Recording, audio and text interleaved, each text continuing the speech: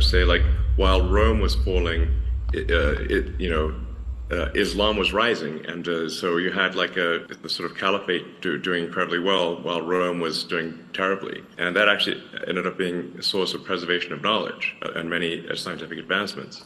Assalamu alaikum guys, and welcome to another episode of Smile to Jannah. So kudos to Elon Musk for giving credit where credit is due. Maybe because of lack of time he was unable to enumerate the contributions that Muslims have made. However, I'm gonna do the job for him. The first solo flyer was a polymath called Abbas ibn Firnas, who was at the forefront of his field and, like I said, was the first aviator to fly with a heavier than air machine 1,000 years before motorized aeroplanes were invented. Let's not forget Ibn al-Nafis, who has been described as the father of circulatory physiology because of his work on pulmonary circulation. Let's not forget Al-Jazari. He created the first water pump and water and candle clock. He created internal combustion engines, paving the way for automatic control and other modern machinery such as the steam engine. Then we move on to Ibn Sina. His contribution in the world of medicine is a thing of legends. And his book,